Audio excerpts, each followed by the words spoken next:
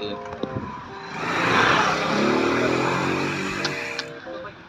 Anong masasabi mo sa bike? Pwede na. Ang gulo ng ating camera, pasensya na po. Tama yan o. May titik na kalawlaw. Iyan? Iyan? Sinasabi ko sa'yo eh. Mamaya ako hulog na. Kami ay maglulugaw. Gawlu, gawlu. Gawlu, gawlu. Eh gusto ko mag-video yam siya. Kami ay magagawlu. Sasama kayo mag-gawlu. Mag-gawlu. Gawlu. Gawlu. Gawlu. Bogak.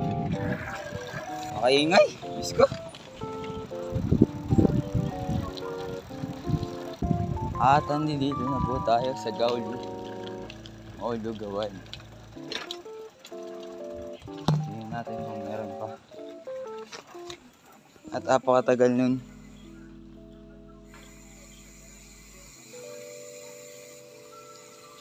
Hirap na hirap magdala ng bike niya. Napakakupal. Napakakupal.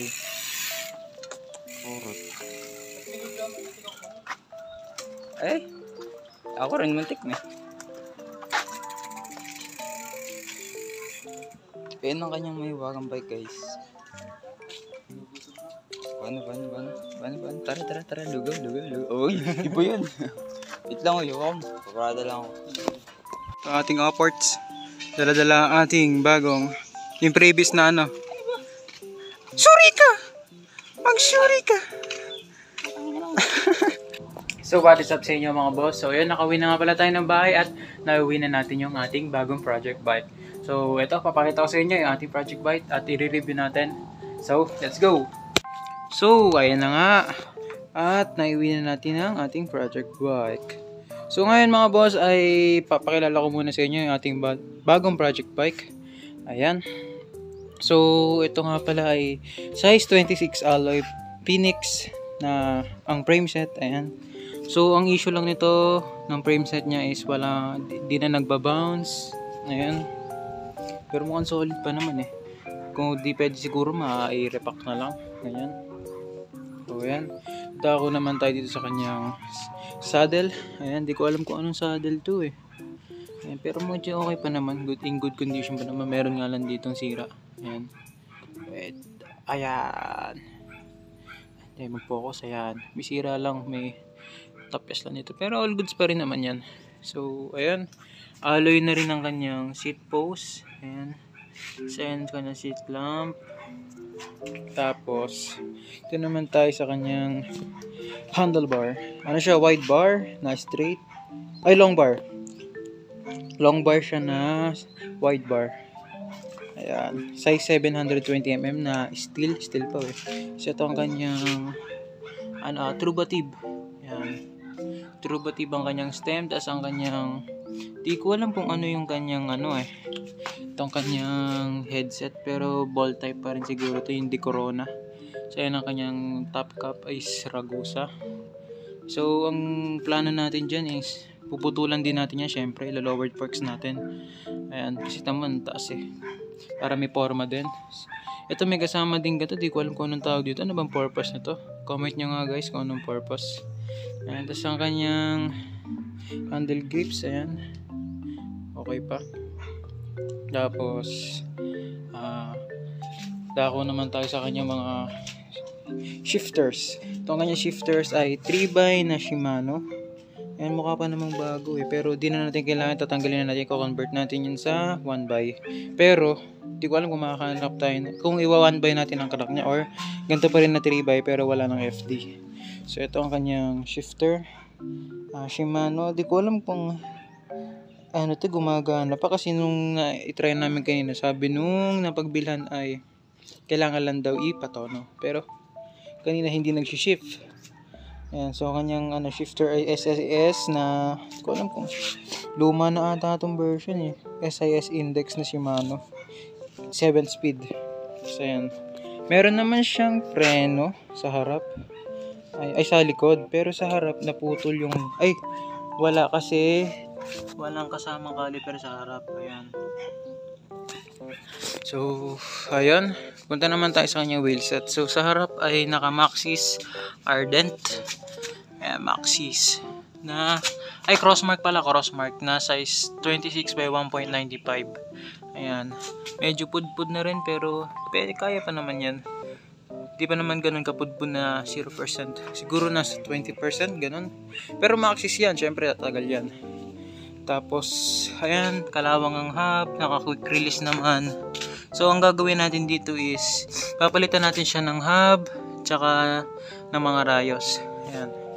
Tapos, sa likod naman ay Maxxis din. Pero Maxxis, ito Maxxis Space na 26 by 2.10. Ayan. So, ayan. Meron naman siyang caliper sa likod. Tapos, kalawang din ang hub sa likod. Palitin na. So, papalitan natin yan. Tapos, ito na rin. Kasama na rin yung mga rayos. Papalitan natin yan ng stainless. Tapos naman sa kanyang RD. Ayan. Kanyang RD palagay ko is Torny. Ayan. Pero palitin na rin. Ipapalitan din natin yan ng bago. Mas maganda rin syempre. So, ayan. Yung pangalan nito. Itong kanya 7-speed siya na thread type. Di ko alam kung papalitan natin or gagawin natin 8-speed. Pero depende pa rin kasi meron ako 8-speed dito na thread type na cogs. So ayan yung chain naman. Matadali siguro sa linis. Ayan. Tapos ito yung kanyang crank. Medyo matutulis na rin. Di natin alam. Pero pwede rin na ipalitan natin siya. So ayan. Ito yung pedals niya. Mukhang goods pa naman. Mukha naman siyang bago, pero alam niyo naman na alloy siya, pero mukhang puro mga tanggal na mga pintura. So, puro mga kalawang. Pero kung ano masisigo dito is okay din naman kasi meron siyang kasamang mga freebies. Ayan. Meron siyang kasamang pares na disc brake. Hindi ko alam kung anong tawag dito, parang mukhang hindi ko alam kung anong tawag dyan anong brand. Tsaka may kasama rin siyang rayos na dito parang second hand lang din to na stainless na, pero kulang siya. Ano lang siya, 43 pieces, pero syempre kakabit natin yung kasi 36 holes to so di ko alam kung pwede mag-convert ng 36 holes tapos ng 32 holes na hub. So gagawin natin, tatanong natin sa mekaniko natin kung pwede yung 32 holes na hub sa 36 holes na rim. So ayun. Tapos pagka may kulang na lang, syempre may magkukulang yan, bibili na lang tayo ng bagong rayos. So, ayan. May kasama rin siya na alloy double wall na rims. Hindi ko alam kung anong tatak nito Di kilala masyado. PUS. Ano ba yan? DUP20. Ayan. Ayan ang mga previous lang niya. So, ito yung bike. Ayan. So, ayan, ito ang ating project bike. So, ano nga ba masasabi ko? Marami siyang issues. So, tulad na lang nung wala nga siyang calipers. Repacking yung kanyang sprocket. Palitin yung RD kasi malambot na talaga. Tapos yung kanyang crank palitin na rin. Tapos yung palitin din yung kanyang shifters. Tapos wala siyang caliper sa harap. Ayun. Overall, okay naman kasi medyo may alam din naman tayo sa bike. So, tayo lang din magbubuo. Ang di lang natin kaya talaga is yung mag-aalay ng kanyang wheelset. So, ayun. Masasabi ko naman, okay lang din. Okay na sa presyo niya. Hindi ko na lang sasabihin. So, ayun. Abangan nyo guys yung natin, build natin para dito sa ating bike na to So, baka pagka nagka-time na ulit kasi may pasok na rin is i-build natin to. I-video ulit tayo part by part. So, ayun. Ilang mga boss.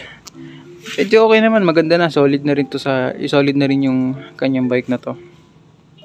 Mayroon parang battle cage Okay din. May battle cage. So, ayan. Ang owner nga pala nito is babae. Kaya medyo napabayaan din. So, hindi na rin siguro siya ginagamit or natambak na rin. Kaya ganyan yung itsura. Well, okay lang din naman. So, makaya naman natin. May mga extra parts naman tayo dito. Mabibuild natin yan ng maayos na maganda. So, yung good running condition talaga. Tapos medyo may forma. Yun talagang habol natin dyan. So, yun lang mga boss. So that is it. Abang na lang ulit tayo ng bagong part sa part 2 kung paano natin ang gagawin ito. So yun lang mga boss. Maraming salamat. So paalam hanggang sa susunod. Part 2. Let's go!